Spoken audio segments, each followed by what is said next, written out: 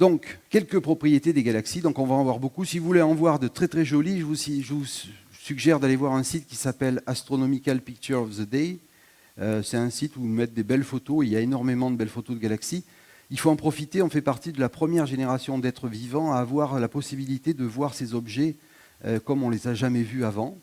Grâce à tous les appareils qu'on a pu mettre en orbite et dont on dispose sur Terre, on a des photos absolument extraordinaires de ces objets qui sont absolument magnifiques.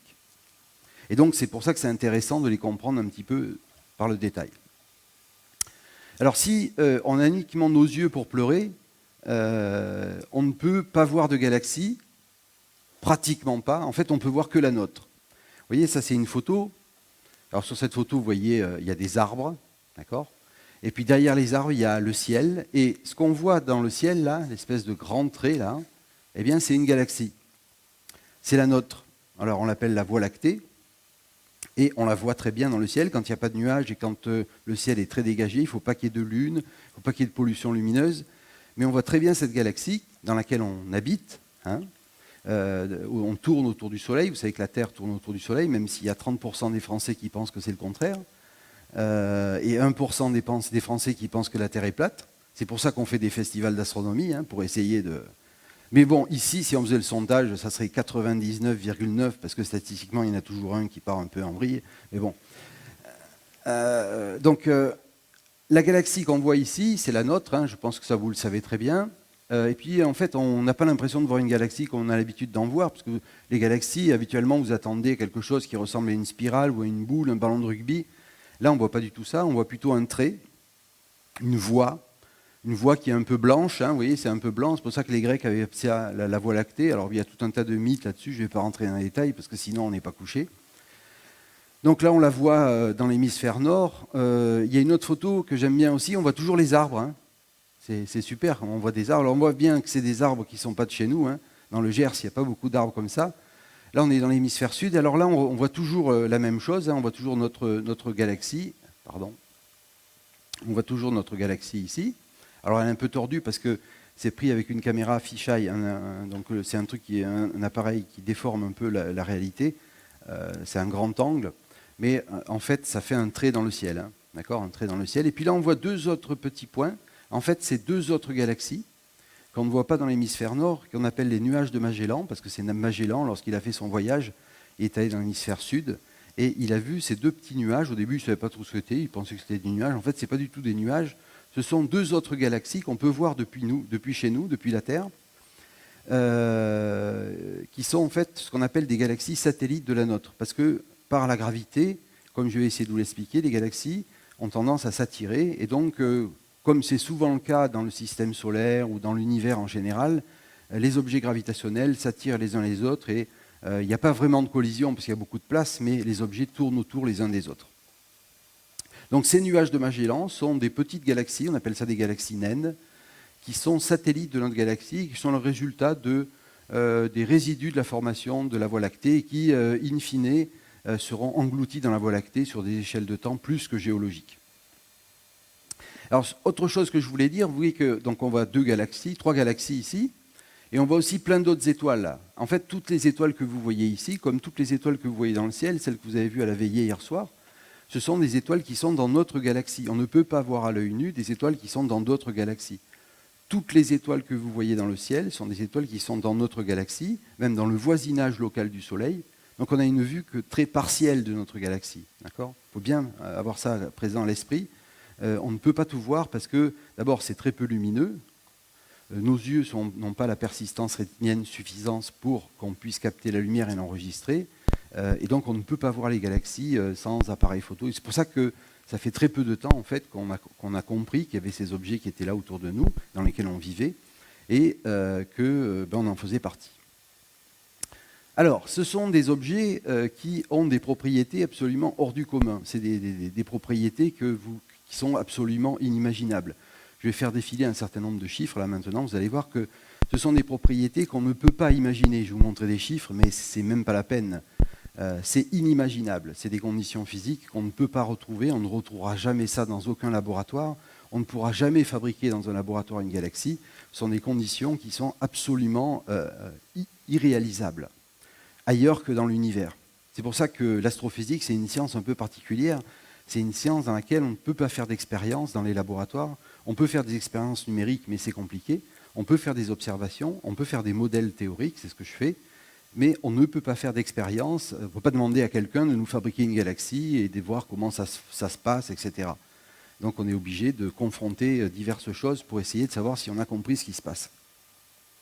Alors une galaxie, c'est généralement très très grand. Par exemple, si je ramène la taille du système solaire à une coccinelle, j'aime bien les coccinelles, eh bien notre galaxie est grosse comme la Terre. Vous voyez, il y a quand même une différence de taille entre les objets. Donc ça, c'est notre système solaire, la distance entre le Soleil à la queue de la coccinelle et Neptune à la tête de la coccinelle. Donc ce n'est pas tout le système solaire, puisqu'il y a le nuage de Oort, etc. Mais bon, si on ramène la taille du système solaire à la taille d'une coccinelle, eh bien la taille de la galaxie, c'est la Terre. Vous voyez, c'est un objet qui est gigantesque, une galaxie. Vraiment gigantesque. D'accord ? C'est un objet qui est généralement très très grand, donc, et les autres galaxies sont très éloignées. Je vous ai montré les galaxies du nuage de Magellan, là. C'est des galaxies plutôt satellites de la nôtre, donc sont assez proches. La galaxie vraiment du même ordre de grandeur que la nôtre, qui est notre plus proche voisine, c'est la galaxie d'Andromède. Elle est à une distance qui est de l'ordre de 3 millions d'années-lumière. Alors ça ne vous dit rien. Donc si j'utilise encore des échelles, si je ramène maintenant la taille de la galaxie à la taille d'une coccinelle, eh bien, la galaxie suivante dans l'univers, typiquement, la taille caractéristique qui nous sépare de la prochaine galaxie, c'est une pomme. Donc vous voyez, si on ramène la taille des galaxies à la taille des coccinelles, ces coccinelles dans l'univers sont séparées par des pommes. Donc vous voyez qu'en fait, à l'intérieur d'une galaxie, les étoiles sont très très éloignées les unes des autres, mais les galaxies ne sont pas si éloignées les unes des autres, parce que bon, une pomme par rapport à une coccinelle, ce n'est pas la même chose qu'une coccinelle par rapport à la Terre. Vous voyez ? C'est des objets qui sont vraiment, vraiment, vraiment très très grands et très éloignés les uns des autres. Alors, autre caractéristique vraiment fondamentale des galaxies, c'est qu'une galaxie, c'est du vide, mais un vide comme on ne peut pas l'imaginer. Alors, je vais vous dire quelques atomes par mètre cube, mais ça ne va pas vous parler. Je vais vous donner un autre exemple qui est beaucoup plus parlant, je trouve, et qui me parle mieux parce que ça parle de rugby. Donc, une galaxie, c'est composé de quelques milliards à quelques centaines de milliards d'étoiles. D'accord ? En fait, ce nombre-là, il ne vous parle pas, mais si on fait un petit calcul, on s'aperçoit que ça correspond à peu près au nombre de brins d'herbe qu'il y a sur un terrain de rugby un peu grand. Vous voyez ? Il y a autant de brins d'herbe sur un terrain de rugby que d'étoiles dans une galaxie. Ok ? Alors ça, c'est facile à voir. Hein. C'est facile à voir, mais la différence qu'il y a entre les deux, entre un terrain de rugby et de l'herbe et une galaxie et des étoiles, ben c'est la densité. Alors ça, je vais essayer de vous l'expliquer, vous allez voir, c'est assez facile. Donc ça, c'est les chiffres qui décrivent la taille d'une galaxie. Donc ça fait quelques centaines de kilos par sec. Un parsec, c'est quelques années-lumière. Donc là, ça fait quelques centaines de kilos années-lumière, de milliers d'années-lumière de diamètre, hein, de là jusqu'à là. En épaisseur, c'est beaucoup moins épais. Hein, là, vous voyez à peu près la proportion. Hein. La distance entre les étoiles dans une galaxie, c'est quelques parsecs. L'étoile la plus proche du Soleil, c'est Alpha Centauri, c'est quelques parsecs, quelques années-lumière. Si je reviens à l'échelle des coccinelles, vous voyez qu'en fait les coccinelles sont très très espacées sur Terre, en fait. Et si je reviens à mon échelle avec le rugby, d'accord, si vous regardez à la loupe 1 mètre de gazon sur le rugby, sur un terrain de rugby, eh bien, vous voyez que si vous zoomez, hein, vous voyez que là c'est l'échelle, hein, il faut toujours mettre une échelle, hein, c'est Pierre Thomas qui m'a dit ça. Donc là j'ai mis une échelle, vous voyez que les brins ils se touchent tous les uns les autres, et donc sur 1 mètre de large, il y a à peu près 1000 brins d'herbe. D'accord ? Je ne vais pas vous faire la blague, hein, on peut mentir 1000 fois à une personne ou 1000 fois une femme. Donc c'est à peu près ça. Donc sur 1 mètre de terrain de rugby, il y a 1000 brins d'herbe, donc de 1 millimètre de large, ils sont tous collés les uns contre les autres. Si maintenant je ramène, écoutez bien, si je ramène la taille d'une étoile à la taille d'un brin d'herbe, quelle est la taille de la galaxie? Ou quelle est la distance qui sépare un brin d'herbe d'un autre, c'est-à-dire une étoile d'une autre, dans une galaxie à cette échelle-là? Eh bien, sur un terrain de rugby, tous les brins d'herbe sont collés les uns à côté des autres. Ben, dans une galaxie, les brins d'herbe ils sont séparés de 10 km. Vous voyez, ça fait un terrain qui est un peu désert, quoi. Vous avez un brin d'herbe ici, et le prochain brin d'herbe, il est à Lectoure. D'accord ? Et vous avez autant de brins d'herbe dans la galaxie que sur un terrain de rugby. Okay ? Donc vous voyez un peu la taille du machin. Et vous voyez aussi la densité ridicule du machin. C'est un objet qui est l'objet le plus vide qu'on puisse imaginer dans l'univers. Une galaxie, c'est du vide. Et pourtant, c'est là que se forment les étoiles et c'est là que se passent la plupart des choses en astrophysique. C'est là que se forment les étoiles, c'est là que se crée tout un tas d'éléments lourds dans les étoiles, etc. C'est là qu'on peut fabriquer des trous noirs, c'est là que, etc., etc. Enfin, c'est des objets qui sont absolument fondamentaux pour l'évolution des systèmes en astrophysique. Voilà.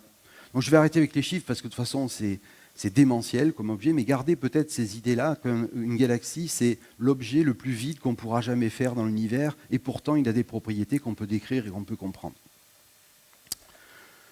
Alors, notre galaxie, voilà l'idée qu'on s'en fait. Alors ça, c'est une photo que j'aime bien montrer, je la montre souvent, certains l'ont peut-être déjà vue. Voilà, notre galaxie, le Soleil, il est là.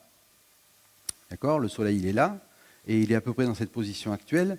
Et puis la trajectoire qui décrit autour du centre de la galaxie qui est à peu près là, qui est dans la direction de la constellation du Sagittaire, qu'on voyait, c'était à peu près dans la direction de la Lune en milieu de nuit hier au soir. Donc ça, on est là, la direction de la Lune était par là, etc. Bon, on avait la direction du centre de la galaxie hier au soir ici. Donc le Soleil décrit une sorte de, c'est pas exactement un cercle, on reviendra là-dessus tout à l'heure, décrit une trajectoire qui est à peu près circulaire autour du centre de la galaxie. Il se déplace à une vitesse qui est absolument vertigineuse, puisque le Soleil se déplace à environ 200 km par seconde. D'accord ? Donc en Soleil, vous vous déplacez de Paris à Marseille en quelques secondes. D'accord ? C'est beaucoup mieux que le TGV. D'accord ? Et pourtant, une galaxie étant très très grande, on peut calculer le temps que va mettre le Soleil pour faire un tour. Alors, si vous avez déjà vu ce genre de choses, vous connaissez la réponse. Combien de temps met une étoile pour faire une étoile comme le Soleil ? Alors, ce qui est bien en plus que dans ce genre de galaxie, c'est que toutes les étoiles qui sont réparties sur des cercles comme ça, qui tournent tous autour du centre, il y en a bien sûr derrière, il y a aussi d'autres étoiles qui sont là, on verra ça tout à l'heure. Toutes les étoiles tournent autour du centre de la galaxie comme ça. Combien de temps met le Soleil, par exemple, pour faire un tour de la galaxie ? Eh bien, il met plusieurs centaines de millions d'années. 220 millions d'années exactement. Alors, qu'est-ce qui se passait sur Terre la dernière fois que le Soleil était exactement à cet endroit-là ? Alors là, il faut faire appel à des géologues pour avoir la réponse, parce que ce n'est pas des choses... Si vous reprenez des choses historiques, vous êtes complètement en dehors des clous, puisque les millions d'années, ça ne concerne pas du tout l'histoire, c'est plutôt l'histoire de la Terre à laquelle il faut faire appel. Et quand vous faites appel à l'histoire de la Terre, vous demandez 220 millions d'années, c'est à peu près le moment où tous les continents étaient réunis sur Terre. Donc la dernière fois que le Soleil était à cet endroit, on a fait un tour depuis, la Terre, tous les continents sur Terre étaient réunis dans un continent qu'on appelle la Pangée. D'accord ? Alors les dinosaures ont disparu à peu près à cet endroit-là. D'accord ?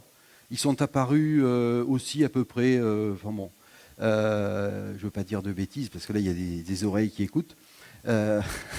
65 millions d'années, ils ont vécu à peu près de là jusqu'à là, d'accord ? Là, ils ont disparu. Là, il a commencé à avoir des espèces de rats, de termites, enfin des trucs pourris là, qui vivaient dans les trous. Ensuite, ça s'est développé, etc. Les préhominidés, les choses comme Lucie, etc., c'est à peu près par là. Et puis nous, on est là, d'accord ? À l'échelle de notre évolution, les étoiles ne se déplacent absolument pas dans les galaxies, d'accord ? Donc les mecs qui vous disent « ouais, c'est moi le plus fort et tout, j'ai tout compris », écoute, tu dis « ferme ta gueule », d'accord ? Tu regardes un peu ça et tu la rabaisses, d'accord ? C'est une école de l'humilité, les galaxies. Quand on voit un petit peu ces objets majestueux, etc., qu'on arrive à comprendre, et quand on regarde un peu comment ils évoluent, les échelles de temps sur lesquelles ils évoluent, c'est une école d'humilité, moi je trouve. Alors qu'est-ce qui se passait il y a 2 tours ? Un tour, c'était tous les continents étaient réunis. Qu'est-ce qui se passait il y a 440 millions d'années ? C'était la sortie de l'eau des premiers invertébrés.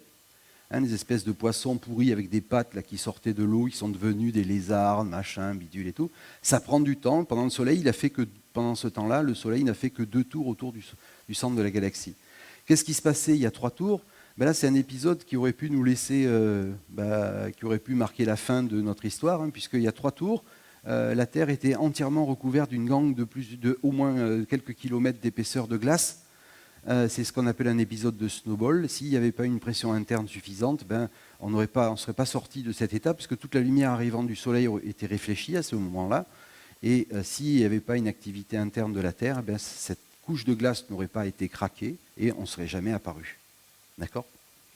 Donc ça, c'est 3 tours. Et puis, combien de tours a fait le Soleil depuis qu'il s'est formé? C'est facile, hein, vous divisez 4,5 milliards d'années par 220 millions d'années, vous trouvez à peu près 25 tours. Donc le Soleil n'a fait que 25 tours autour du centre de la galaxie depuis qu'il s'est formé. Alors que la Terre a fait combien de tours depuis qu'elle s'est formée? Elle a 4,6 milliards d'années, donc elle a fait 4,6 milliards de tours. D'accord? Donc vous voyez la différence d'échelle de grandeur. Vous avez la Terre qui a fait 4,6 milliards de tours autour du Soleil. D'accord? Là. Donc nous, on tourne à fond la caisse. Hein. Si je mettais une horloge, là, si vous voulez voir avancer ce point, on ne verrait même pas la Terre tourner. Là. Et le Soleil, lui, il a fait que 25 tours depuis qu'il s'est formé. Donc des échelles de temps absolument colossales. Et pourtant, on est capable de faire des modèles, de faire des simulations qui sont assez en accord avec ce qu'on observe. Alors, cette modélisation dont je parle et qui me permet de vous dire tout ce que je viens de vous dire, là, c'est une modélisation qui s'est étalée sur pratiquement tout le XXe siècle. Il y a un siècle, on ne savait strictement, pratiquement rien sur les galaxies, tout simplement parce que les galaxies, ça n'existait pas. On les avait observées, mais on ne savait pas que c'était ça. Okay ? Alors, c'est à peu près il y a un siècle qu'il y a eu un débat, parce qu'on a commencé à se poser des questions, qu'on appelait le grand débat, d'accord ? Et qu'on a décidé tout ça. Mais l'observation des galaxies remonte à bien plus tôt que ça. Hein. En fait, depuis qu'on a eu des télescopes, depuis qu'on a construit l'Observatoire de Paris, qui a été assez central dans cette affaire, Charles Messier, qui était un chasseur de comètes, avait fait le tri entre les objets qui n'étaient pas du tout des comètes et qui ne servaient à rien, et qu'il a nommé dans un catalogue Messier, M1, M2, M3, etc. Parmi tout ce catalogue Messier, il y a énormément de galaxies. En fait, il pensait que c'était des objets, enfin, il ne savait pas trop ce que c'était, il les avait nommés, mais pour lui, ce n'était pas des galaxies. La notion de galaxie n'existait pas. Mais l'objet avait été quand même observé. D'accord ? Alors ensuite, il y a un Américain qui a fait un nouveau catalogue qui contient beaucoup plus d'objets. Alors les objets que vous voyez des fois, que vous rencontrez sur Internet ou un peu partout, qui s'appelle NGC, c'est New General Catalogue. C'est le catalogue de John Dreyer, qui a fait ça, disons, un siècle après. Et alors souvent, il y a des objets qui ont le même objet à 2 noms. D'accord ? Par exemple, cet objet, qui est la galaxie des chiens de chasse, a deux noms, c'est soit Messier 51, soit NGC 5195. Vous voyez que le catalogue NGC contient beaucoup plus d'éléments, c'est normal, il a été fait après. Donc on avait des instruments d'observation bien meilleurs, et on a pu en trouver beaucoup plus. Alors, on ne savait toujours pas ce que c'était qu'une galaxie, on ne l'avait toujours pas défini, et on a commencé à comprendre que c'était des objets à part entière, uniquement, comme je vous l'ai dit, il y a à peu près un siècle. Et c'est là qu'il y a eu un grand débat lors d'un congrès astrophysique, un symposium, où les gens ont discuté de la nature de ces objets, la nature de ce qu'on appelait à l'époque des nébuleuses. Et donc il y avait un parti, M. Chapley, dont on a entendu parler lors du marathon, et peut-être que vous en avez entendu parler ce matin, parce qu'il y a un attracteur qui s'appelle l'attracteur de Chapley, qui est un amas de galaxies en fait. Donc M. Chapley, lui, pensait qu'il n'y avait rien au-delà de la Voie lactée, et qu'il y avait une répartition continue d'étoiles dans l'univers. Hein, il n'y avait pas de structuration, les étoiles étaient réparties comme ça, il y avait des étoiles dans toutes les directions, il n'y avait pas d'objets comme ça formés, des amas d'étoiles qu'on appelle des galaxies.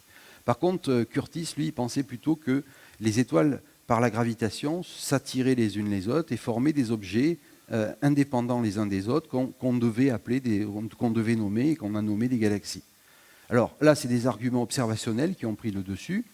Et en fait, celui qui a permis vraiment de clore le débat, hein, c'est Edwin Hubble, donc en 1925, 1930 à peu près, on a compris que quand on a mesuré, parce qu'on avait des méthodes pour calculer les distances à cette époque, grâce à Henrietta Leavitt, avec des variations de luminosité d'étoiles qu'on appelle des céphéides, on avait compris qu'on pouvait comme ça mesurer la distance des étoiles. Et Edwin Hubble a pu, avec d'autres, mesurer la distance de cette galaxie qu'on appelait à l'époque la nébuleuse du triangle et qui s'est révélée être en fait beaucoup plus loin que ce qu'on pensait. Et donc, en fait, on s'est aperçu qu'entre elle et nous, il y avait un grand vide où il n'y avait rien.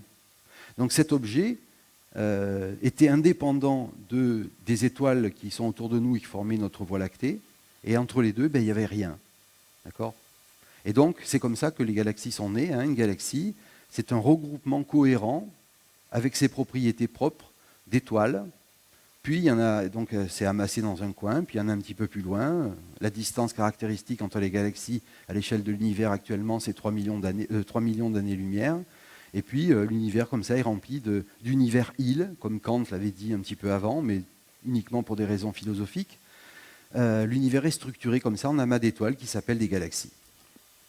Alors, à partir de là, à partir du moment où on a doté la physique et l'astrophysique d'un nouvel objet qui s'appelle une galaxie, eh bien, les théoriciens sont entrés dans le jeu et ont essayé de comprendre comment on pouvait obtenir des propriétés à ces objets. Alors, on a commencé à calculer la densité de ces objets, on a commencé à faire tout un tas d'études, et c'est là qu'on s'est aperçu que ces objets avaient des propriétés tout à fait extraordinaires. Alors, celui qui, pour la première fois, a proposé un modèle qui s'est révélé tout à fait correct pour les galaxies, c'est quelqu'un qui est très très important dans l'histoire de l'astrophysique du XXe siècle, c'est James Jeans. D'accord ? C'est un Anglais qui a fait énormément de choses en astrophysique.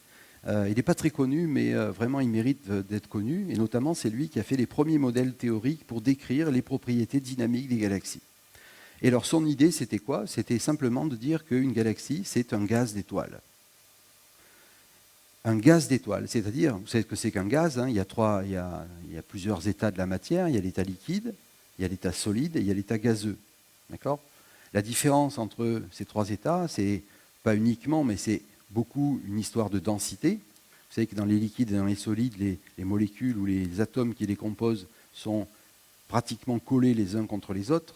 La différence entre le liquide et le solide, c'est que la liaison, dans un liquide, les liaisons ne sont pas très fortes, et dans un solide, c'est une liaison métallique, elle est très forte. Du coup, les électrons sont disponibles pour faire tout un tas de choses qu'on a compris, tout ça dans le XXe siècle, qui nous ont permis de développer toute la technologie qu'on a pu mettre en avant. Alors que dans un liquide, les liaisons sont beaucoup plus lâches et ils ont des propriétés différentes. Dans un gaz, les atomes ou les molécules qui les composent ne sont pas les unes contre les autres, et donc du coup, un gaz a des propriétés qui sont différentes. On avait déjà développé depuis 2 siècles, disons un siècle, avec la thermodynamique, notamment à la fin avec Boltzmann, une de mes idoles, j'en ai plein, on avait développé la théorie qui permettait de comprendre les gaz. Ça, c'est tout le 19e siècle, la thermodynamique. Et donc, on a essayé de ce qu'a proposé Jeans, de faire un modèle de galaxie comme un gaz d'étoiles. Et au lieu d'avoir un gaz d'atomes, comme celui qu'on respire dans l'atmosphère, eh bien là, les atomes sont des étoiles, et une galaxie, c'est simplement un gaz d'étoiles. Alors c'est très joli, mais est-ce que ça marche ? Eh bien en fait, on s'est aperçu que oui. Alors qu'est-ce que c'est qu'un gaz ? Alors j'ai pris, je ne savais pas trop quoi prendre, donc j'ai pris une bouteille de gaz rouge, que j'ai trouvé jolie. Donc ça, c'est une bouteille de gaz. Vous savez qu'un gaz, si vous ne le mettez pas dans un récipient, il occupe tout l'espace qui est disponible. D'accord ? Donc là, c'est pour ça qu'on le met dans un récipient. Et en plus, on le met dans un récipient comme ça parce qu'on a envie de l'utiliser, ce gaz, donc on le comprime. Donc si on ne met pas une bouteille en fer très solide, eh bien, ça ne résiste pas. Et puis, on n'en a pas assez. Et du coup, dès qu'on veut faire un barbecue, on n'en a plus. Donc on en met beaucoup là-dedans. Et donc, il y a une très grande pression.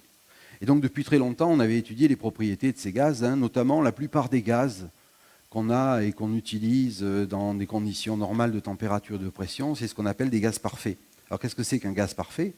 Bien, c'est un gaz dans lequel les molécules qui composent ce gaz n'ont aucune interaction les unes avec les autres. Les seules interactions qu'elles ont, en fait, ce sont les collisions qu'elles font les unes avec les autres. Elles n'arrêtent pas de se collisionner dans tous les sens. Et ces collisions, c'est ce qui a permis à Boltzmann de l'interpréter dans ce qu'on appelle la théorie cinétique des gaz, qui a expliqué, c'est ce qu'on appelle la physique statistique simple. et la thermodynamique, qui est macroscopique, en prenant en compte les collisions entre ces molécules, qui sont incessantes. Là, autour de moi, il y a plein de collisions de particules, et c'est la fréquence de ces collisions, la nature de ces collisions qui confère cette propriété qu'on appelle la température. La pression, c'est les chocs des molécules sur les parois du volume qui contient ce gaz, d'accord ? Et le volume, eh bien, le volume, c'est le volume dans lequel il est enserré. Et on s'était aperçu depuis Boyle, Mariotte, Gay-Lussac, etc., que ces gaz parfaits avaient une relation très simple entre ces trois quantités que sont la pression, le volume et la température. Le produit de la pression par le volume est égal à une constante qu'on appelle la constante des gaz parfaits fois la température. Et là, vous comprenez pourquoi, quand vous gonflez votre vélo, eh bien, la pompe chauffe. Pourquoi ? Parce que vous comprimez un gaz, d'accord ? Et donc, si vous augmentez la pression dans un volume qui est à peu près constant, eh bien, la température augmente, tout simplement. D'accord ? Vous voyez, cette loi, elle est vraiment très simple. Hein. Au passage, ça a encore été une fois supprimé des programmes. Hein. Avant, c'était appris en première, maintenant, c'est appris en deuxième année de prépa. Oui, mais c'est pas ma faute, moi je relate. Hein. Donc, cette loi des gaz parfaits, qui est très simple, permet de décrire pratiquement beaucoup de propriétés de ces gaz constitués de particules ou d'atomes. Est-ce que cette relation-là est vraie aussi pour les galaxies en faisant l'hypothèse qu'une galaxie, c'est un gaz d'étoiles. Alors, c'est quoi la bouteille de gaz dans le cas de la galaxie ? Justement, il n'y en a pas. Donc ce gaz d'étoile occupe tout le volume qui lui est disponible dans une certaine limite. La principale différence aussi, hein, c'est que dans une galaxie, ce n'est pas un gaz parfait. Pourquoi ? Parce qu'il y a des interactions entre les étoiles. Hein, je vous ai dit, il n'y a pas d'interaction entre les atomes et les molécules, parce que les molécules et les atomes sont des objets qui sont neutres. Donc les seules choses qu'il y a, c'est des collisions qui changent la vitesse de ces particules et de ces atomes, alors que dans une galaxie, les étoiles, les particules donc, sont des étoiles, et ces étoiles ont une masse qui est grande, et ces masses s'attirent les unes les autres. Donc ce n'est pas un gaz parfait, puisqu'il y a des interactions. Par contre, ce qu'on a gagné, donc ce n'est pas un gaz parfait, une galaxie, mais c'est un gaz dans lequel il n'y a pas de collision. Parce que c'est un objet qui est tellement grand que les étoiles, en fait, ne se rencontrent jamais. D'accord ? La probabilité pour qu'il y ait une collision entre deux étoiles dans une galaxie, c'est 0,0000. C'est nul. D'accord ? C'est tellement grand, il y a tellement de place, hein, ces histoires de brins d'herbe là, que les galaxies se déplacent un peu sur des cercles ou pas, je vous montrerai tout à l'heure, mais il y a tellement de place qu'en fait ces étoiles ne se voient pas. La seule chose qu'elles sentent, c'est le champ de gravité qu'elles créent toutes en additionnant leur masse et qui leur permet de rester unies les unes aux autres. D'accord ?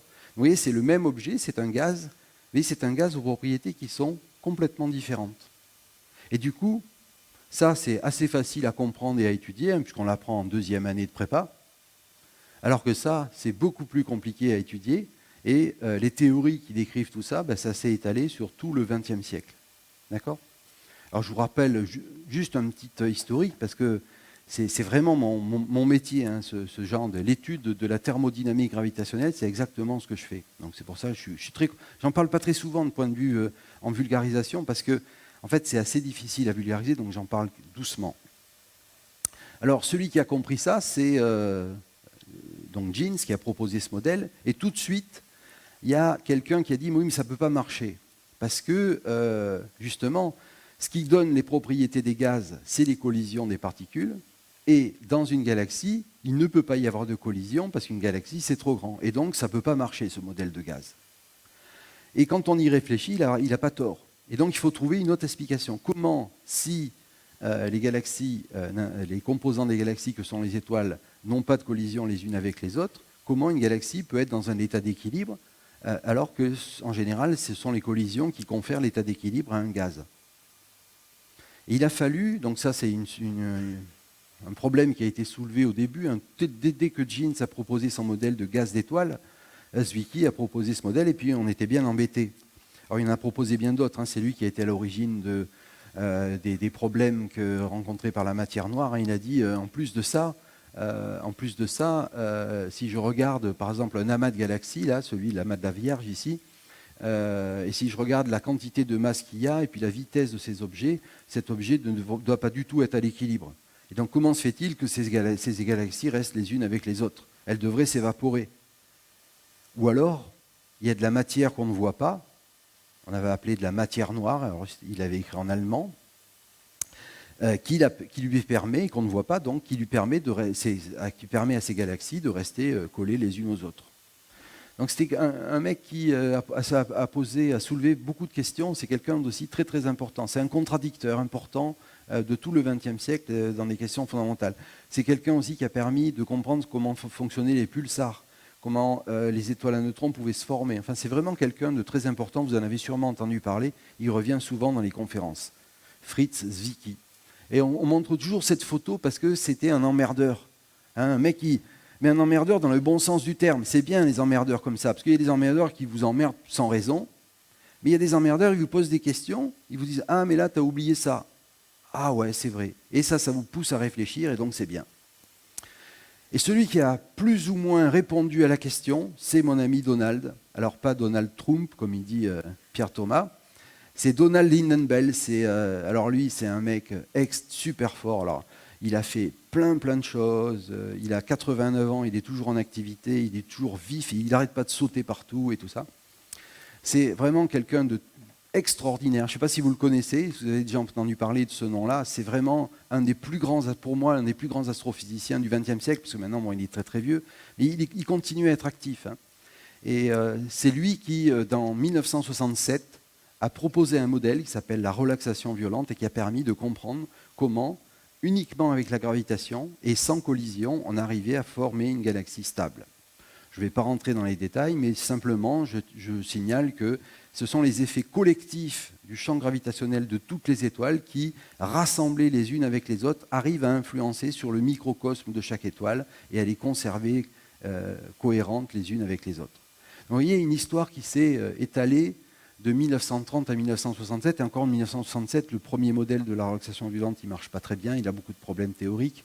Et les modèles qu'on commence à écrire, encore maintenant, c'est toujours débattu ce genre de questions, mais maintenant on commence à avoir compris plus ou moins comment on peut conférer la propriété de stabilité à une galaxie. Vous voyez, c'est des objets qui sont... c'est relativement... ça a l'air simple comme ça, hein, il n'y a que la gravitation, c'est tout à fait vide, etc. Mais quand on écrit le problème théorique, hein, les équations qu'il y a à résoudre sont éminemment compliquées. L'exemple traditionnel que je donne, c'est que quand vous donnez quelques propriétés des solutions, qui s'appelle le système d'équations en question, c'est le système de Vlasov-Poisson. Et quand vous arrivez à obtenir quelques propriétés un peu fondamentales de ce système-là, vous gagnez la médaille Fields. Cédric Villani a eu la médaille Fields parce qu'il a réussi à prouver quelques propriétés de stabilité des solutions des équations de Vlasov-Poisson. C'est pour ça que je le connais, parce qu'on travaille sur les mêmes équations depuis très longtemps. Et il continue à y avoir des gens qui travaillent sur ces équations. C'est des équations qui sont très très compliquées. Alors, avançons un peu. Les objets galaxies sont des objets qui ont des propriétés très intéressantes. Sont des objets qui sont multicomposantes. Je vous montrer par exemple une simulation qu'on peut faire. Et vous allez voir qu'une galaxie, c'est composé de gaz, c'est composé d'étoiles, c'est composé de matière noire, comme je vous l'ai dit, on va revenir un petit peu sur ce que c'est. Et voilà ce qu'on arrive à faire, par exemple, dans des simulations. Donc ça, c'est le temps qui s'écoule ici. D'accord ?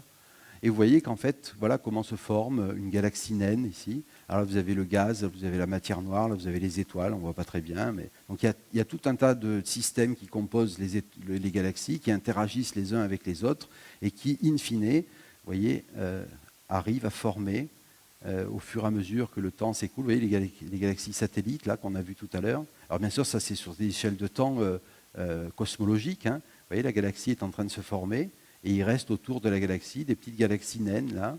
D'accord ? C'est la gravitation qui est à l'origine de tout ça, qui combat l'expansion de l'univers bien sûr. Hein. Et à la fin, vous avez une galaxie qui s'est formée. Il reste un petit peu des galaxies satellites autour là, dont je vous ai montré quelques exemples tout à l'heure. Alors ça c'est pas une photo. Hein. C'est une expérience numérique qu'on a fait dans un ordinateur.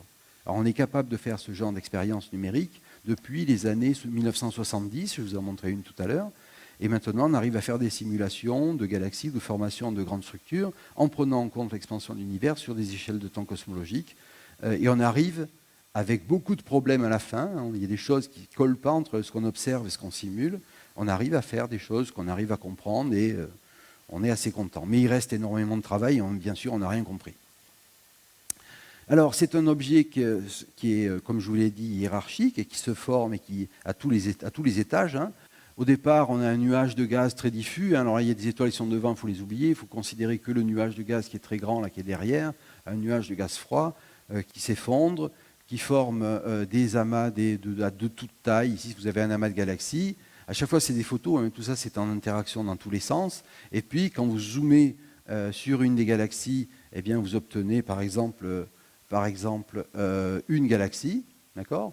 À l'échelle, vous voyez, les échelles ne sont pas du tout les mêmes. Vous avez 10 millions de parsecs, là vous avez 10 milliers de parsecs. Ce n'est pas du tout les mêmes échelles. Et là, vous avez des échelles encore plus grandes, d'accord. Par effondrement gravitationnel, par combat avec l'expansion de l'univers, ben, vous avez ça, puis à l'intérieur, vous avez ça, et puis à l'intérieur de ces objets, vous avez encore des structures. Par exemple, je ne sais pas si vous avez vu hier soir, les amas globulaires, qui sont des petits amas d'étoiles à l'échelle de galaxies. Au lieu d'avoir des centaines ou des dizaines de milliards d'étoiles, vous avez des centaines de milliers ou des millions d'étoiles. Et là, c'est des objets magnifiques que j'étudie aussi d'un point de vue théorique, que sont les amas globulaires. Là, vous avez... alors, ce n'est pas une galaxie, ça. C'est un amas globulaire. Dans une galaxie, vous avez, disons, une centaine d'amas globulaires. Alors, si vous voulez, c'est des micro-galaxies. C'est des amas d'étoiles. D'accord. Là, vous avez 500 000 étoiles qui se sont structurées et qui restent ensemble, groupées les unes avec les autres, grâce ou à cause de la gravité. Le champ de gravitation qu'elle crée, hein, comme je vous ai montré, un champ de gravitation, ça déforme l'espace, si vous voulez, ça crée un puits de potentiel gravitationnel, et les étoiles tombent dans ce puits, elles restent là. Alors pourquoi c'est sphérique? Voilà une question. Pourquoi la plupart des amas globulaires sont sphériques, même si ça ne se voit pas bien ici? Pourquoi il y a des spirales qui se forment, etc. Ben, c'est ce genre de questions auxquelles on essaye de répondre en résolvant ces équations et en faisant ces simulations numériques. Alors le mécanisme gravitationnel, il est très simple, d'accord. On peut le résumer de la façon suivante. Donc au début, vous avez un grand nuage de gaz, d'accord. Alors ça, je prends des objets qui n'ont rien à voir avec ce, mais bon, c'est un nuage de gaz. On a l'impression qu'il n'y a rien, mais en fait, il y a un grand nuage de gaz. Parce que c'est ce qui nous empêche de voir les étoiles qui sont derrière. Alors c'est l'amas du sac à charbon, on l'appelle. D'accord. Donc là, vous avez un grand nuage de gaz froid. Et puis, il se promène comme ça dans l'univers. Et puis, il en rencontre un autre. Alors, qu'est-ce qu'ils vont faire quand ils vont se rencontrer? Ben, comme c'est des objets qui ont des grandes masses, ben, ils vont s'attirer. Et donc, ils vont fusionner. Donc, leur masse va augmenter. D'accord. Donc, ça a une pression nulle. Ça n'a pas de bord. D'accord. Ça prend tout le volume qui est disponible. Donc la pression à l'intérieur de ce truc est très faible. D'accord. Pression nulle. D'accord. Le volume, la masse, au fur et à mesure de l'agglutination de ces objets, ben, va grandir. Le rapport masse sur volume va rester plus ou moins constant. Et puis à un moment donné, et c'est ça qu'a montré Jeans, cet objet, à force d'accréter de la masse de tous les côtés, etc., il va devenir trop lourd pour se supporter. La masse de cet objet va créer une force de gravitation qui va le faire s'effondrer sur lui-même. On dit en anglais qu'il collapse. D'accord. Ça fait peur ce truc-là. Hein. D'accord. Il ne se supporte plus le machin et pof, il collapse, il s'effondre sur lui-même. En s'effondrant sur lui-même, il va se réchauffer, en prenant une image de théorie cinétique. Alors, c'est-à-dire que la vitesse caractéristique des étoiles va augmenter. Si la vitesse caractéristique des étoiles va augmenter, la pression cinétique, qui est la dispersion de vitesse, qui est matérialisée par la dispersion de cette vitesse autour de la vitesse moyenne, va augmenter aussi. Et donc cette pression cinétique va pouvoir contrebalancer la pression gravitationnelle. Et comme vous l'a expliqué Roland, la compétition pour une étoile, la compétition entre la pression gravitationnelle et la pression cinétique générée par l'effondrement de ces étoiles va vous former une galaxie à l'équilibre. D'accord ? Alors vous avez deux scénarios possibles. Donc il s'effondre, d'accord ? Ce nuage qui n'avait pas de forme, etc., quand il est devenu trop lourd, il s'effondre. Alors, ça prend un certain temps, d'accord ? L'âge du capitaine. Surtout que l'univers est en expansion, hein, donc il faut que ça aille plus ou moins vite. Bon, il y a plein de contraintes à respecter. Et il s'effondre, et c'est là que il y a deux choses, il y a deux cas qui peuvent se produire. Soit il s'effondre sur rien, soit il s'effondre sur quelque chose. Alors, il peut s'effondrer sur quoi? Il peut s'effondrer sur un truc qui s'est déjà effondré. Ou alors, si c'est un objet primordial, il va s'effondrer sur rien. Et on a pu montrer théoriquement, ça c'est un de mes travaux dont je suis très fier, que la solution de l'effondrement d'un système gravitationnel dépend de ce sur quoi il s'effondre. Si un système autogravitant s'effondre sur un objet déjà formé, eh bien, ça peut former des objets avec une direction privilégiée, donc des galaxies qu'on appelle elliptiques. Par contre, si l'objet s'effondre sur rien, là, la solution qu'on trouve, c'est un objet qui n'a pas de direction privilégiée, c'est plutôt un objet tridimensionnel, une sphère. D'accord ? Donc on arrive comme ça à comprendre comment on peut former les différents types d'objets qu'on arrive à observer. D'accord ? Donc deux diagnostics, si le passant est petit ou isolé, on obtient des amas globulaires ou des galaxies naines qui ont des formes plutôt sphériques. Et si on a un effondrement sur quelque chose, là on a des formes beaucoup plus caractéristiques, soit avec un disque et un halo autour, soit une galaxie elliptique. C'est les deux grandes familles de galaxies à grand redshift, c'est-à-dire après le scénario de formation de toute l'histoire de l'univers. Donc soit on forme des objets qui sont plutôt sphériques, soit on forme des objets qui ont des tailles et des formes particulières qu'on appelle des galaxies. Et ça, on pense maintenant avoir, pas dans le détail, mais grosso modo, on a une idée du scénario, comment ça marche. Alors, il y a aussi deux petits je veux conserver quand même au moins 20 minutes pour vous montrer à la fin, vous expliquer ça. Donc, j'ai encore un petit peu de temps pour parler de deux choses très importantes qu'on a découvertes. C'était pas du tout attendu, on les a découvertes comme ça, et puis on a essayé de les comprendre, qui sont des propriétés caractéristiques, des objets caractéristiques des galaxies. C'est les trous noirs supermassifs, dont on a eu la preuve expérimentale il n'y a pas très longtemps, disons il y a une quinzaine d'années, d'accord, et dont on attend avec impatience la coalescence par l'émission d'ondes gravitationnelles. Alors, ce n'est pas pour tout de suite, mais on pourra, j'espère, avoir la coalescence de trous noirs supermassifs avec des ondes gravitationnelles émises par cette coalescence un jour, ça serait extraordinaire. C'est-à-dire quand deux galaxies vont fusionner, deux galaxies qui ont des trous noirs supermassifs dans leur centre, quand deux galaxies vont fusionner, ces deux trous noirs supermassifs vont aussi fusionner, et là ça va faire un gros splash d'ondes gravitationnelles, enfin c'est ce qu'on espère. Et là on pourra contraindre et essayer de voir ces trous noirs supermassifs. Et aussi, peut-être qu'on va avoir des résultats bientôt, puisqu'on a essayé d'observer ce trou noir supermassif dans la galaxie, de l'observer en direct, avec un télescope de la taille de la Terre. C'est une expérience qui a eu lieu au mois de mars-avril dernier. Et les résultats sont en cours de dépouillement. Et l'autre surprise qui est arrivée dans les galaxies, comme je vous l'ai dit, c'est Zwicky qui l'a imaginé, alors pas dans le contexte des galaxies, mais dans le contexte des amas, mais c'est la même chose, enfin on pense, c'est la matière noire. Alors je vais dire quelques mots sur ces deux objets et ensuite on finira par les orbites. Alors pour la matière noire, d'abord j'en parlerai très très peu et je vous renvoie à la conférence de Nathalie Palanque de mercredi soir qui va vous parler, c'est son grand domaine de spécialité, va vous raconter tout sur la matière noire. Enfin j'espère, je crois qu'elle est là, je l'ai vu passer là. Je suis sûr et certain qu'elle va tout vous raconter sur la matière noire, sur les données modernes de la matière noire, tout ce qu'on sait en détail. Donc si vous aimez la matière noire, venez voir la conférence de Nathalie. C'est parfait, c'est la grande spécialiste de ce genre de questions. Vous avez aussi un fil rouge que j'ai fait en 2013 qui est disponible dans la banque de données. Vous avez l'histoire de la matière noire, ce que c'est, comment ça marche, et tout en détail avec toutes les références bibliographiques. C'est un fil rouge de 2 heures complet sur toute la matière noire. Alors comment c'est apparu dans l'histoire? En fait, on l'a découvert au moment où on a observé les galaxies avec des radiotélescopes. Un radiotélescope, c'est une espèce de télescope avec du grillage. C'est très très grand, vous voyez les échelles ici, c'est un truc qui est vachement grand. Et quand vous regardez une galaxie avec ça, en fait, vous allez pouvoir observer l'émission en ondes radio, donc des ondes, des longueurs d'onde de l'ordre du centimètre ou du mètre, émises par la galaxie. Déjà, pourquoi une galaxie émettrait dans ce domaine? En fait, c'est parce qu'il y a l'hydrogène, de l'émission dans ce genre de longueur d'onde. Et on peut l'observer sur Terre parce qu'il y a un trou dans l'atmosphère, laisse passer un petit peu ces ondes radio. Et donc, quand on a compris ça, on s'est tout de suite on a tout de suite construit ce genre de choses et on a observé les galaxies. Et alors là, qu'est-ce qu'on a vu? On a vu quelque chose à quoi on ne s'attendait pas du tout. on a vu que en fait, la galaxie, quand on la regarde dans le visible, on voit quelque chose qui va de là jusqu'à là. Là, c'est une échelle de distance, hein. C'est une échelle angulaire, mais c'est aussi une échelle de distance. Vous voyez, la taille, c'est la taille dont j'ai parlé tout à l'heure. Mais quand on la regarde en ondes radio, donc il y a toujours de la matière, hein, on voit que ça va beaucoup plus loin. Donc en fait, les galaxies, quand on les regarde, non pas dans le visible, mais dans les domaines des ondes radio, hein, qui est une signature de quelque chose, hein, si j'éteignais la lumière, je ne vous verrais pas. Par contre, si j'avais une caméra thermique qui regarde dans les micro-ondes, un peu dans cette gamme de longueur d'onde, enfin, pas encore, mais dans se déplaçant vers cette gamme de longueur d'onde, je vous verrai.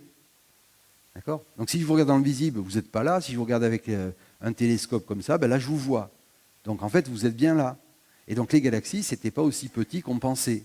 Et en fait, on a compris à partir de cette époque-là, donc les années, vous voyez l'article, hein, à partir des années 50-60, on a compris que les galaxies n'étaient pas aussi petites qu'on pensait.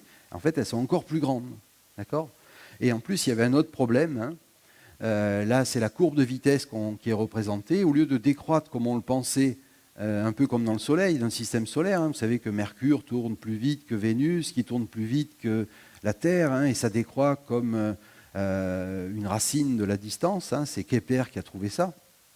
C'est avec les lois de Kepler, donc on sait très bien comment ça marche. Vous avez une masse centrale, la vitesse de rotation des objets autour de cette masse centrale décroît comme la racine de la distance. Et bien là, ça ne décroît pas du tout comme la racine de la distance, ça décroît comme la puissance quatrième de la distance, l'inverse de la puissance quatrième, au lieu de l'inverse de la puissance 1,5. Donc ça fait beaucoup moins. Et alors qu'est-ce qui peut faire que ça décroît aussi peu, cette distance ? Eh bien, c'est parce qu'en fait, on pense qu'autour de la galaxie, pas uniquement dans le disque, il y a une espèce de halo de matière noire qu'on ne voit pas, mais qui est bien là. Alors de quoi il est composé ? Quelle est sa forme particulière, en particulier, etc. Tout ça, vous allez voir la conférence de Nathalie. Hein. Désolé Nathalie, si tu n'avais pas prévu de parler de tout ça. Mais bon, de toute façon, c'est... Bon. Donc, et puis tu n'es pas obligé. Hein. Donc, voilà, on a découvert comme ça, un peu par hasard, en regardant les galaxies avec d'autres yeux, si vous voulez, que les galaxies étaient bien plus grosses que ce qu'on imaginait. Quand on a pu faire des simulations numériques de galaxies, premier article de simulation numérique de galaxies, d'accord ? Voilà, hein, c'est dans les années 70. Hein. Là, je ne vous montre que leur tête, mais si je vous avais montré leurs pantalons, ils auraient eu des pattes d'éléphant. Hein. Dans les années 70, des astrophysiciens très connus, hein, Oestreicher et Peebles, ils font une simulation et qu'est-ce qu'ils disent dans l'abstract de leur revue, de leur simulation ? Ils ont fait, nous avons suivi l'évolution de galaxies simulées. Alors c'est des simulations complètement pourries. Hein. Ça nous fait rire maintenant. Il y a 150 points, 500 points dans la galaxie, c'est minable. Si vous soumettez un article maintenant avec 500 points, le mec il vous dit mais casse-toi, tu m'emmerdes avec 500 points. Mais à l'époque, c'était des ordinateurs moins performants. Mais par contre, le résultat, lui, il continue à rester. On l'a fait avec beaucoup plus de points, ça continue à faire la même chose. Et donc là, ce qu'on a trouvé, c'est que quand on met uniquement 500 points dans un plan et qu'on les fait tourner comme on pense que tournent les étoiles dans la galaxie, eh bien, c'est, comme ils disent, rapidement et violemment instable, et ça forme une espèce de barre qu'on n'observe pas du tout. Par contre, si autour de ces points, on met un gros halo de matière noire, on peut le mettre hein, numériquement, on met ce qu'on veut. Hein. Si on rajoute autour de ça une force gravitationnelle créée par une répartition de masse qu'on ne voit pas, eh bien là, c'est écrit, hein, models, donc des modèles sur lesquels on a ajouté un halo sphérique, eh bien, sont stables. D'accord ? Et donc, la conclusion de ces simulations, ça va avec la même chose que ce qu'on a observé. Hein. Les galaxies ne sont pas uniquement ce petit truc-là qu'on observe, c'est ce gros truc-là, un halo plutôt sphérique, qui contient énormément de masse, et la présence de cette masse stabilise et permet la formation de cette structure plane. D'accord ? Ça, c'est un plan. Hein. Le meilleur modèle de galaxie spirale, c'est l'œuf au plat. Hein, c'est qu'un œuf au plat, vous avez le jaune, ici, et le blanc, qui est autour. Vous avez exactement les bonnes proportions. Hein. La taille du jaune, alors vous prenez 2 œufs au plat. Hein. Vous prenez 2 œufs au plat, vous mettez du ketchup, hop, vous les collez. Les 2 jaunes, ça vous fait le bulbe, comme on dit, et tout le reste, c'est le disque de la galaxie. Et en fait, il faut imaginer qu'autour de tout ça, il y a plein de salades, d'accord ? Mais la salade, on ne la voit pas.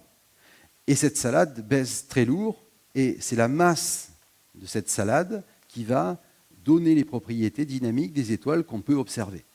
Ok ? Très simple. Alors autre chose, je vous ai dit les trous noirs, donc là je vais en parler encore plus rapidement, pour me garder au moins 20 minutes.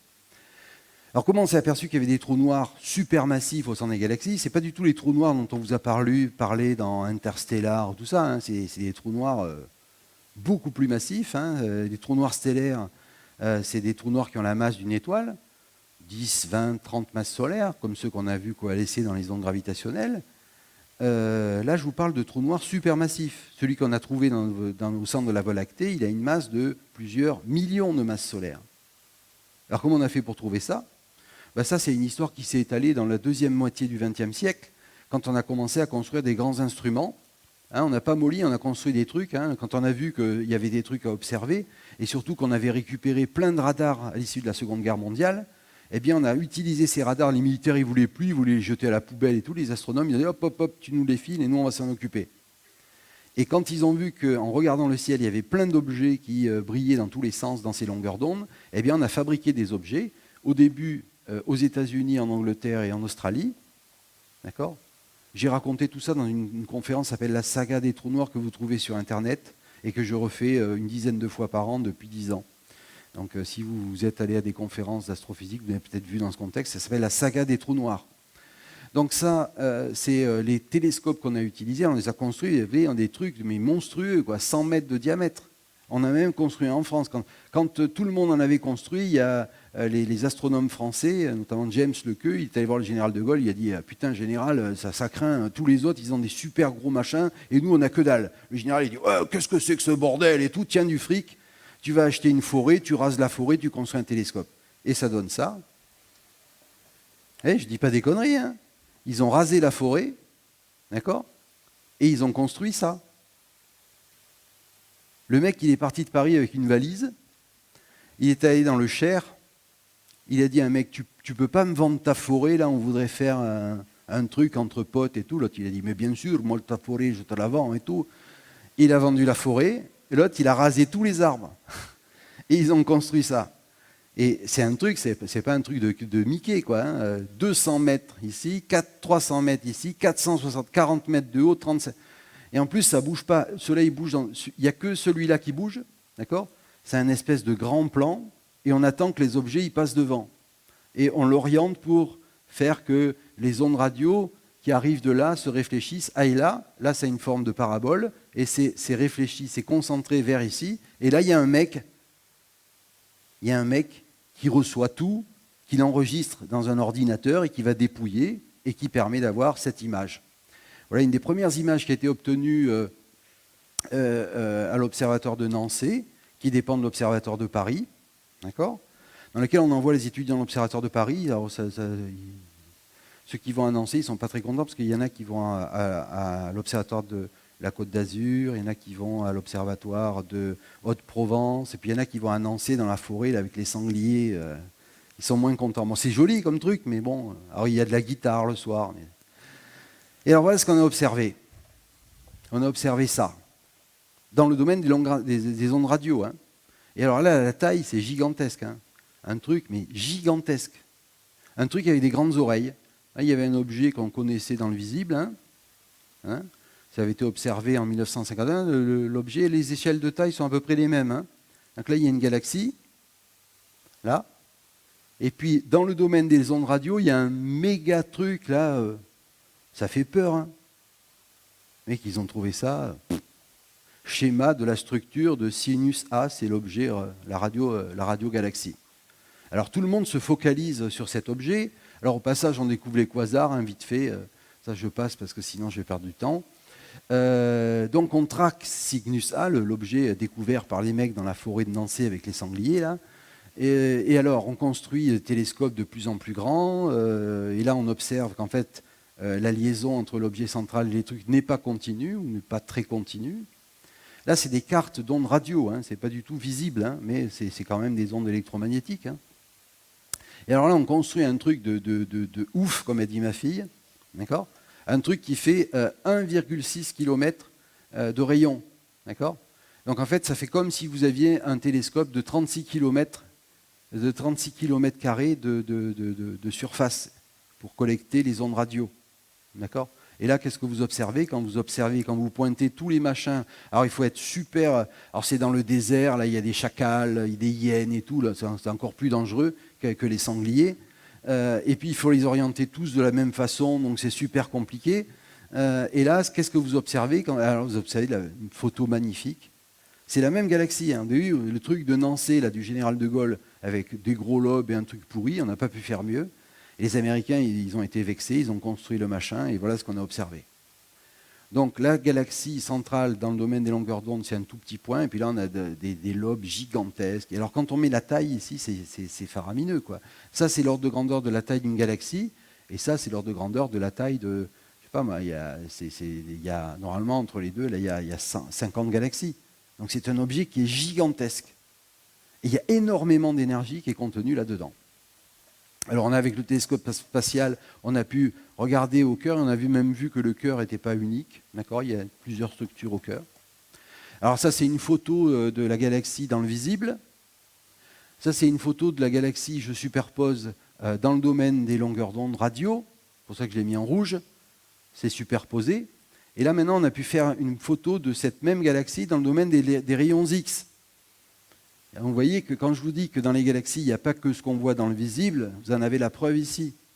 D'accord ? Et alors, bien sûr, tout ça, ça pèse. Hein. Alors, qu'est-ce que c'est ? C'est du rayonnement qui provient. Alors, il y a énormément de travaux à faire pour comprendre comment on peut fabriquer, etc. Et je vous le refais, hein, on superpose simplement les images. Vous faites une image dans le visible, longueur d'onde du visible, quelques centaines de nanomètres. Là, les longueurs d'onde des photons qui sont plutôt dans les longueurs d'onde centimétriques. D'accord ? Et là, c'est des rayons, des ondes extrêmement, des rayons X, hein, celles qui servent à faire les radios, donc des rayons beaucoup plus énergétiques. Et là, vous avez énormément de matière qui est répartie un peu n'importe comment.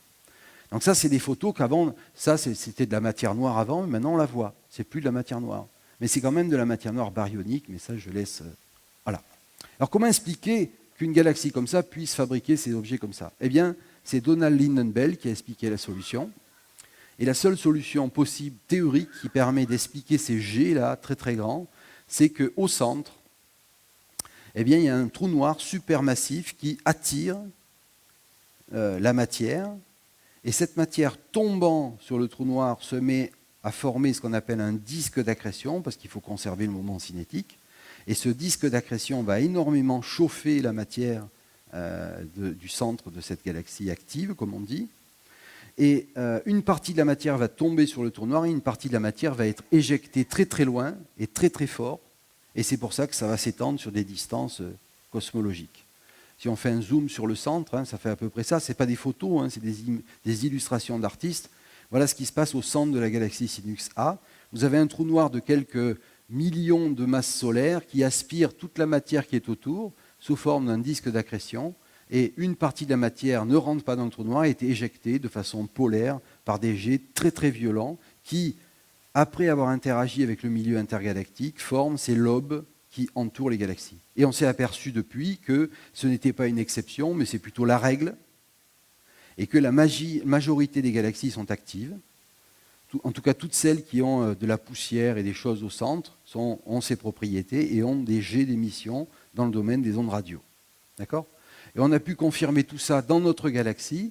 Alors dans la galaxie, il n'y en a pas de jets parce qu'il n'y a pas de matière, suffisamment de matière pour avoir ces jets-là, mais il y a quand même le trou noir. Et comment on s'est aperçu qu'il y avait un trou noir ? C'est parce qu'on a regardé bouger les étoiles au centre de la galaxie et on s'est aperçu qu'il y en avait, on en a chopé une, hein, elle s'est fait prendre par la police.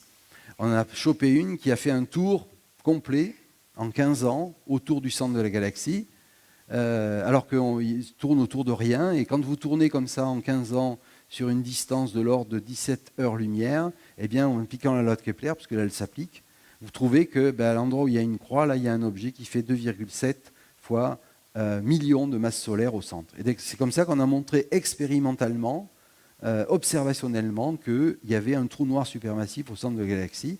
Alors, il y a un film qui le confirme, et vous le connaissez déjà. Parlons maintenant un peu des orbites des étoiles dans les galaxies, parce que c'est ça qui nous intéresse. Donc là, il est encore caché, là. Donc ça, je l'ai piqué à ma mère. C'est tout à fait son style. Hein? D'accord? Alors, quelles sont les orbites des étoiles dans les galaxies? Alors d'abord, un tout petit peu de physique. Le mouvement dans un plan.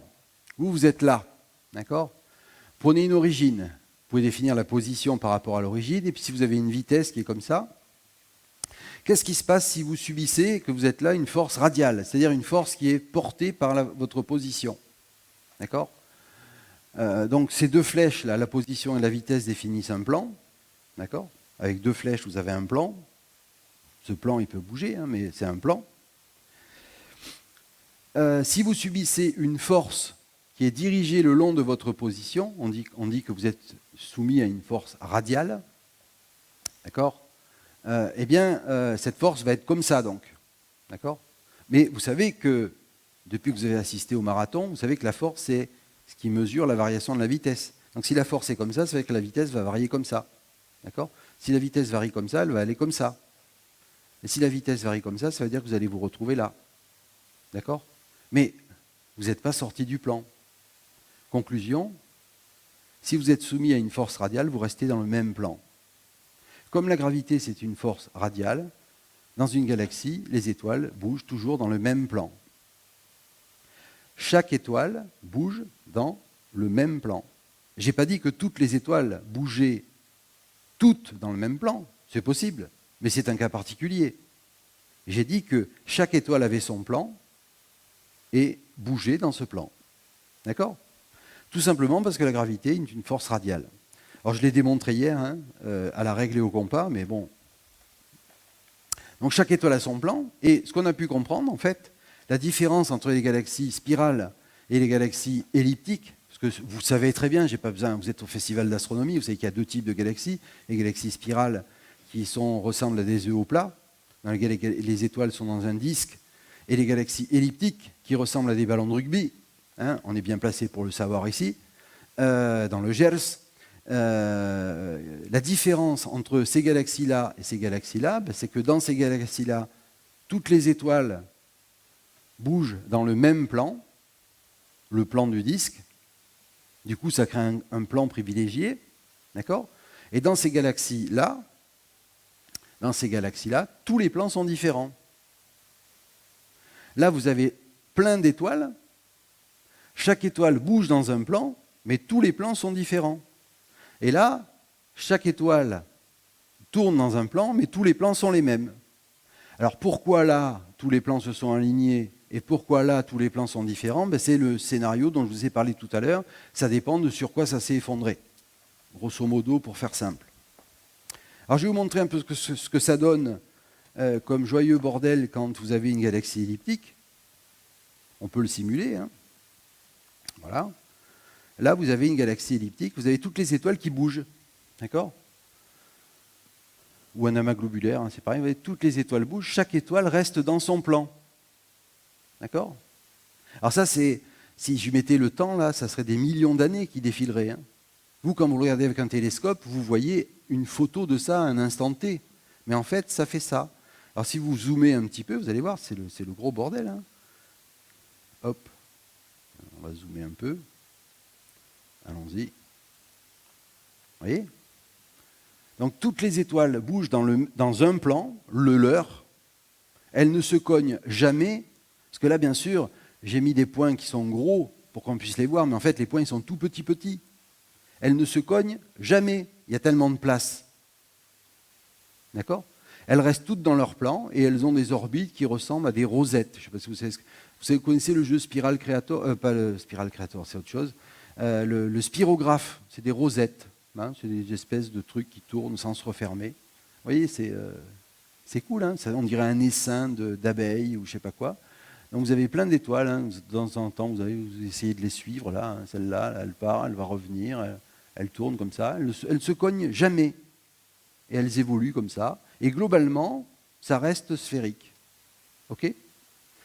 Bon, ça, c'est bien, c'est beau et tout ça, mais il y a mieux. Donc dans notre système solaire, c'est un peu pareil, mais c'est complètement différent en fait. Vous savez que dans le système solaire, toutes les planètes tournent autour du Soleil dans le même plan, sauf si on s'éloigne beaucoup, et là vous avez le nuage de Oort qui est plutôt sphérique autour, mais ce n'est pas du tout pour les mêmes raisons que les planètes tournent dans le même plan.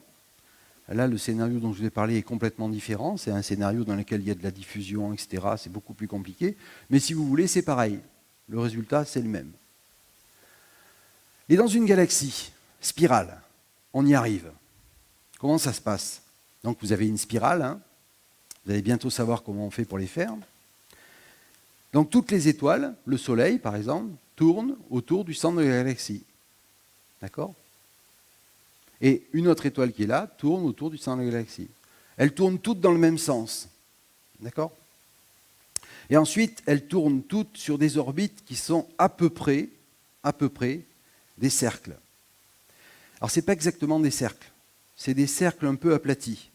Donc si vous voulez, alors ça ressemble plutôt à des cacahuètes. Vous voyez ce que c'est une cacahuète? Prenez un cercle, puis vous appuyez comme ça va faire un creux là, d'accord? Et vous allez avoir deux lobes là. Voilà typiquement à quoi ça ressemble l'orbite du Soleil. Alors c'est plus ou moins aplati en fonction des propriétés de la galaxie.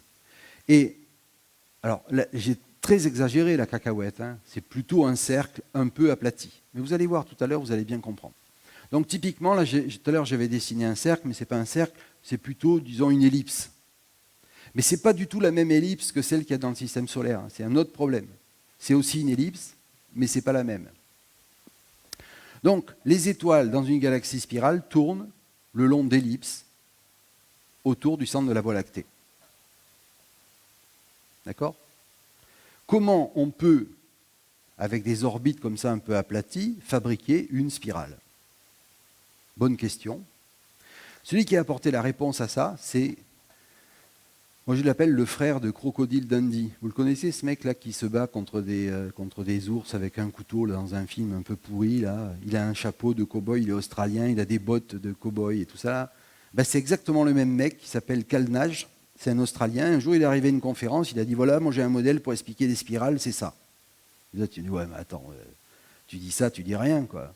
Et puis finalement, on a gratté, et puis c'était ça. Et c'est ce que je vais vous expliquer maintenant. Et pour faire ça, j'ai dû faire appel à un collègue qui s'appelle Jean-Jacques Labarre, alors que vous voyez ici, hein, dans son atelier de Belleval en Argonne. Et alors je tiens particulièrement à le remercier, parce que c'est lui qui a fabriqué cette machine que je vais vous dévoiler là. Et donc, vraiment, je le remercie de m'avoir aidé à faire ça.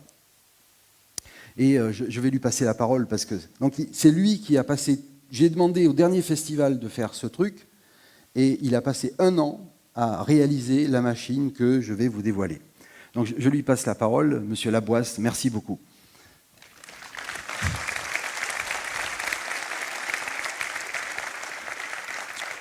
On ne peut pas parler de ce dispositif qui est promis à un brillant avenir sans rappeler l'historique de sa fabrication.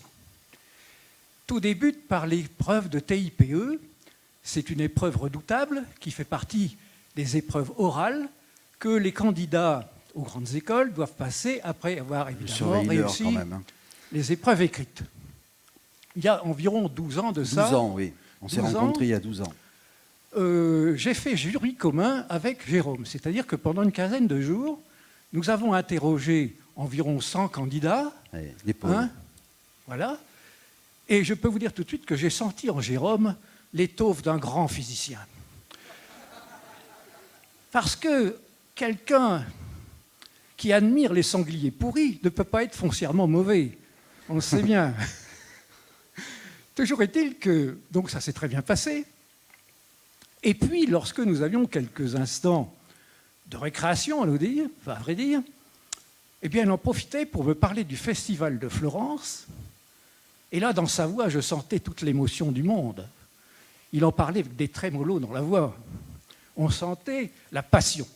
Eh oui. Passion qu'il m'a transmise d'ailleurs, puisqu'il a fini par me convaincre de venir ici. Ça fait la 10e année que je viens dans cet établissement, à Florence. À ce sujet, on m'a dit que lorsqu'on participe 10 fois à un festival, on a droit à un festival gratuit. Pouvez-vous me... Quelqu'un peut-il me confirmer? Toujours est-il que ce dispositif que j'ai réalisé à main nue, oui. Apparemment, Jérôme ne l'a pas encore cassé, Emmanuel ne l'a pas encore fait cuire, non. Et apparemment, il fonctionne bien. Voilà. Donc, merci encore, et peut-être à bientôt pour une autre collaboration. Bien sûr.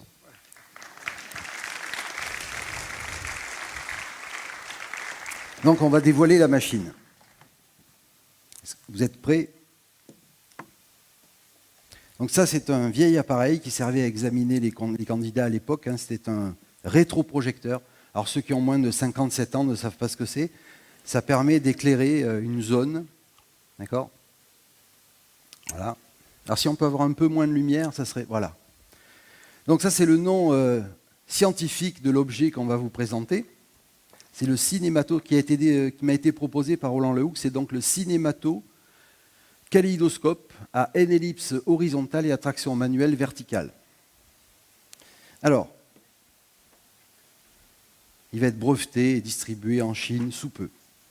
Alors voilà la situation dans laquelle on se trouve. Hein. C'est ce que je vous ai expliqué. Vous avez tout un tas d'étoiles, d'accord, qui sont dans le même plan, d'accord, et qui suivent leur orbite qui ressemble à une cacahuète un peu aplatie, disons des ellipses, d'accord, des ellipses qui sont concentriques et qui sont de plus en plus grandes au fur et à mesure qu'on s'éloigne. Hein. Elles ne se croisent pas. Voilà la solution théorique d'équilibre qu'on trouve quand on résout les équations du mouvement des étoiles dans une galaxie spirale. Vous allez me dire, il n'y a toujours pas de spirale. Comment peut-on fabriquer une spirale avec ça? Donc il faut bien avoir présent à l'esprit que le Soleil, par exemple, est ici. Et qu'est-ce qu'il fait, le Soleil? Il se déplace le long de sa spirale, de son ellipse. D'accord? Alors il ne faut pas changer d'ellipse en cours de route. Hein. D'accord? Et puis derrière lui, il y a une autre étoile. Devant lui, il y a une autre étoile. En fait, il y a plein d'étoiles sur cette orbite et elles tournent toutes le long de ce truc. Donc c'est super chiant quand on est une étoile dans une galaxie. Hein. On est sur une autoroute et on suit la ligne et on n'a pas le droit de changer. Et c'est la gravité qui nous oblige à rester sur ce truc. D'accord? Et quelle est l'idée de Crocodile Dundee qui lui a permis de comprendre comment fonctionnaient les spirales? En fait, c'est très simple. Et c'est là que je vais pouvoir soulever le truc. Alors, bien sûr, l'appareil est fourni avec... oui, il faut un peu le nettoyer parce que sinon, il y a un peu de poussière qui se met. Hein. Il ne faut pas qu'il y ait de poussière. Alors, c'est de la très très haute technologie. Hein. D'accord? Donc, voilà l'appareil. D'accord? Donc, le cinémato-kaléidoscope à N ellipse verticale et à traction manuelle horizontale avec des chanfreins à élastique, à cheveux. D'accord? Que vous déposez délicatement, parce que c'est quand même très fragile. Hein, c'est de la technologie spatiale. Donc, vous avez toujours là à peu près... alors, il est dans un état qui est un peu déformé ici, mais vous avez toujours, grosso modo, vous avez toujours vous regardez au centre, là vous avez toujours les ellipses qui sont alignées. Et alors, l'idée de génie de Crocodile Dundee, c'est que quelque chose qu'on n'a pas pris en compte dans ce modèle, c'est la rotation différentielle et le champ de gravitation qui est un peu autour de la galaxie. Et l'effet global, effectif, comme on dit en physique, de ces deux caractéristiques, c'est en fait de désaxer les ellipses. En fait, au lieu d'être alignées, ces ellipses sont décalées, chacune par rapport à l'autre, en allant vers l'extérieur de 1 ou 2 degrés. Et donc cet appareil me permet de réaliser ce décalage simplement, manuellement, ça c'est la version manuelle, simplement en tournant. Et quand je tourne, vous voyez apparaître la spirale. Je recommence, là il n'y a pas de spirale, là il y a une spirale. Là il n'y a pas de spirale, là il y a une spirale. Donc vous avez compris maintenant comment, tout simplement, en suivant, hein, le Soleil il continue à suivre sa course sur l'ellipse. Hein, ok ? Il suit l'ellipse. Sauf que, à cause de la rotation différentielle, il y a un petit décalage qui est introduit, et de temps en temps, le Soleil traverse un endroit où il y a un petit peu plus d'étoiles. Et après, grâce à la gravitation, ben, ça va s'attirer un petit peu plus, ça va attirer un peu de gaz, ça va faire de la formation stellaire et ça va contribuer à entretenir la spirale. Donc c'est tout simplement ça. Vous avez des ellipses, ça se fabrique assez facilement avec la gravitation, un petit peu de rotation différentielle et pof, vous avez une spirale. D'accord? Très bien. Ça, c'est la version manuelle. Je remercie encore M. Laboisse de m'avoir permis de faire ça. Je vais maintenant vous montrer la version informatique qui est à votre disposition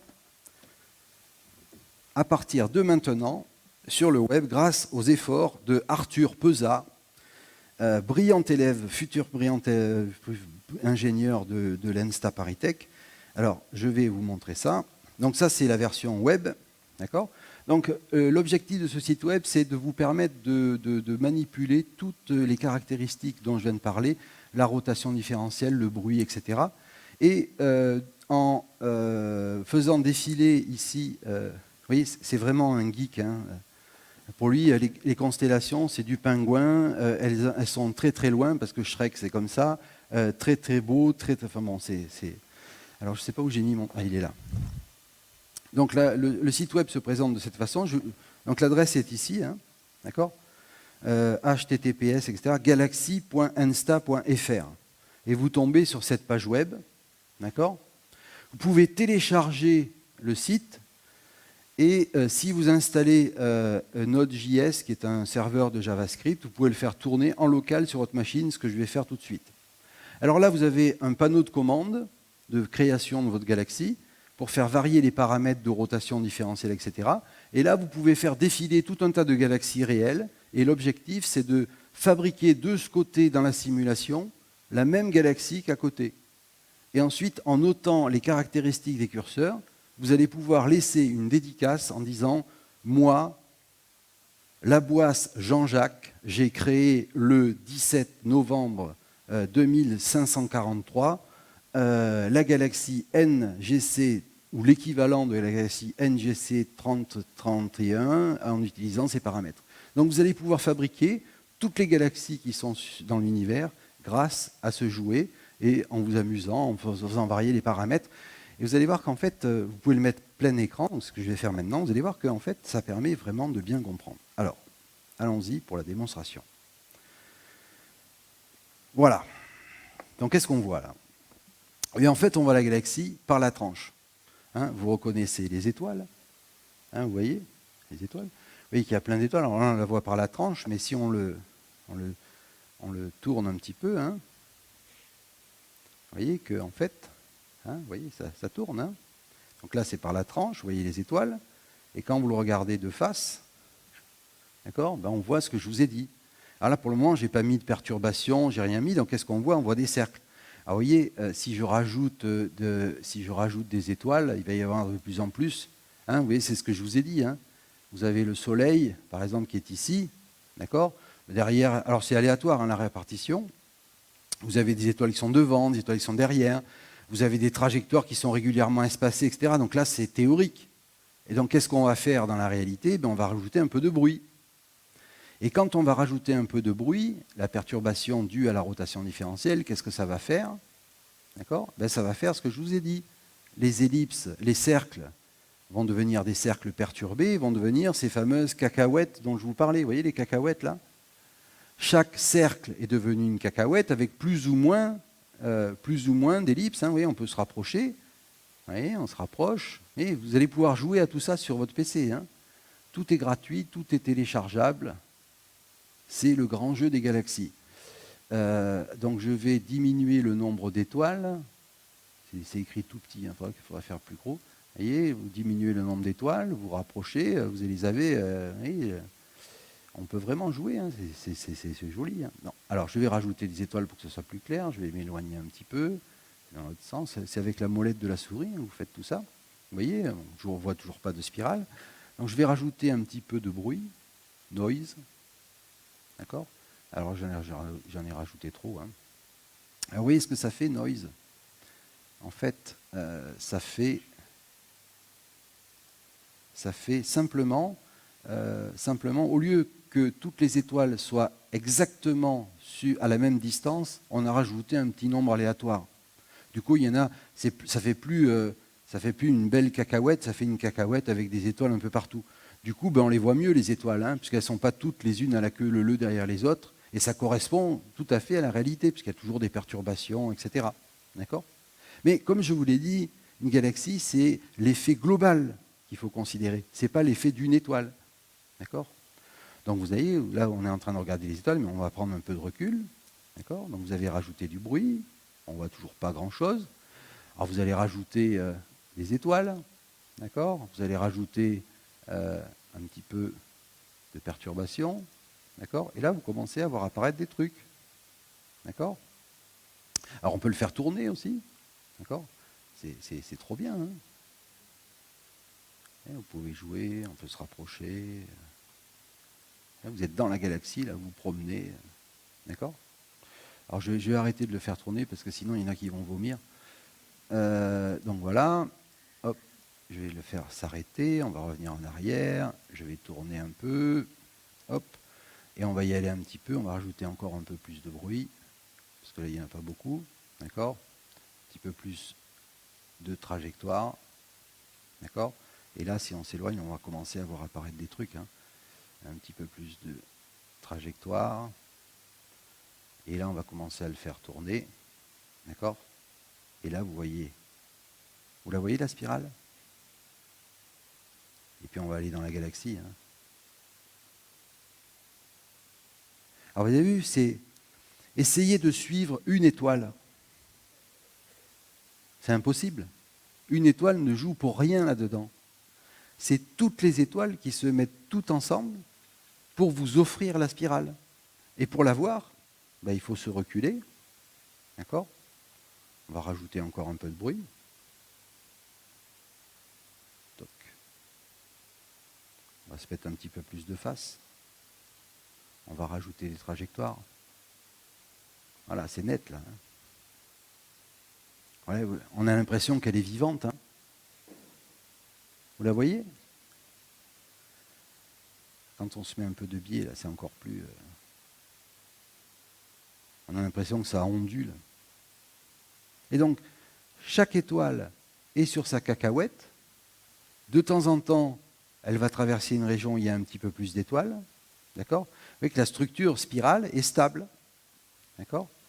C'est ce qu'on appelle une spirale cinématique, ou une figure de moirée. D'accord ? Alors, on peut rajouter encore un petit peu plus. Hein. Vous allez voir, ça va être encore mieux. Voilà. Un petit peu plus de machin. Voilà.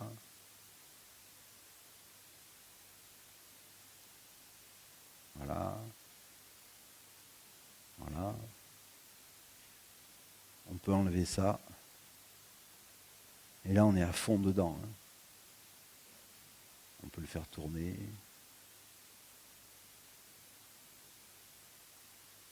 On a l'impression d'y être. Hein.